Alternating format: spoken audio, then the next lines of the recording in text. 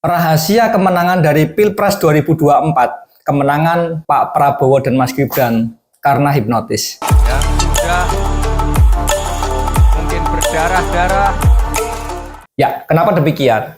Oke, kali ini saya tidak akan membahas tentang bagaimana pemilu karena kemarin kita sudah banyak yang saling serang, saling sindir, saling apalah, dan saya nggak mau melihat dari sisi itu karena saya seorang praktisi pengembangan dan pemberdayaan diri, maka saya akan melihat itu dari sisi pemberdayaan dirinya. Oke, kenapa saya melihat kemenangan daripada Pilpres yang diadakan 2024 kemarin yang telah usai kemarin karena hipnotis? Ya. Jadi kalau saya melihat seperti ini teman-teman, saya melihat fenomena antara 01, 02, dan 03.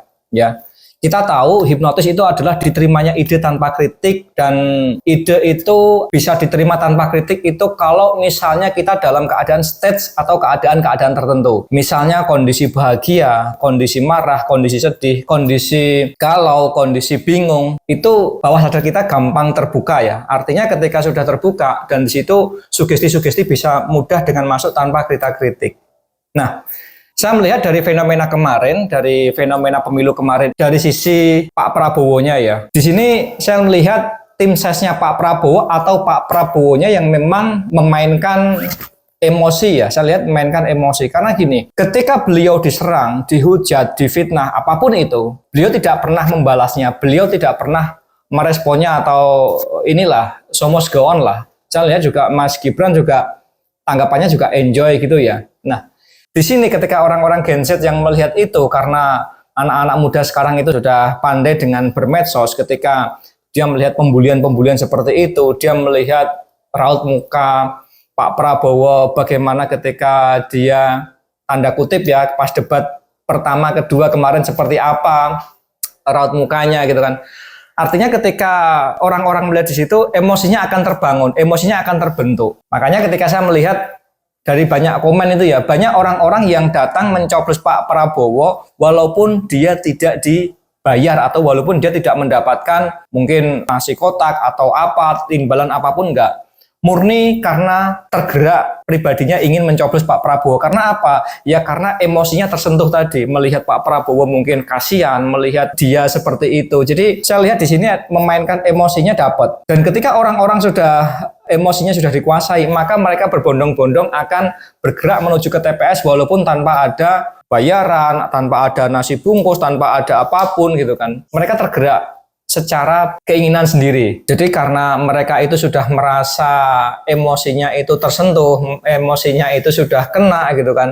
Nah, dari situlah bawah sadar mereka itu terbuka dan kemudian mereka berpikir empatinya itu muncul, akhirnya ya mereka datang ke TPS menyoblos pilihannya tersebut. Jadi seperti itu teman-teman. Makanya ketika teman-teman misalnya mau menghipnotis orang gitu kan, hipnotis orang berjamaah, hipnotis orang banyak gitu kan. Yang paling penting di era 2000-an ke atas adalah kita memainkan emosi, karena sangat penting sekali emosi di sini untuk menggerakkan massa atau untuk menguasai orang-orang gitu kan. Kita memainkan emosi gitu kan.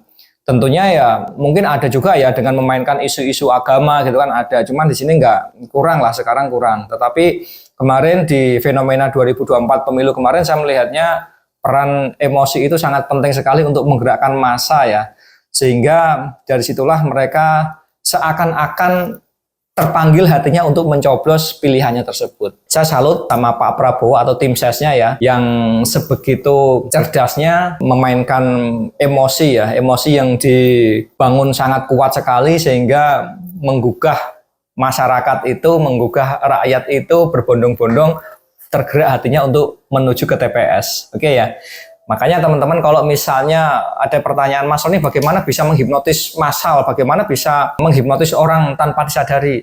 Ya dengan sendirinya ketika Anda melihat dari pas kampanye, dari debat, dari saat pencoblosan, itu Anda semua bisa melihat ya, mengamati gitu kan, bagaimana memainkan emosi itu bisa menggerakkan seseorang sehingga bisa datang kepada TPS tersebut. Oke ya, dan kabar baiknya saya akan buat kelas hipnotis halus di Jakarta ya, di Jakarta dan Surabaya, mungkin di kota-kota besar sekitarnya. Nanti jadwalnya akan ada di deskripsi di bawah ini. Oke, selamat menyaksikan dan tetap gunakan logika Anda, Bersama saya Roni Delasena, sampai jumpa.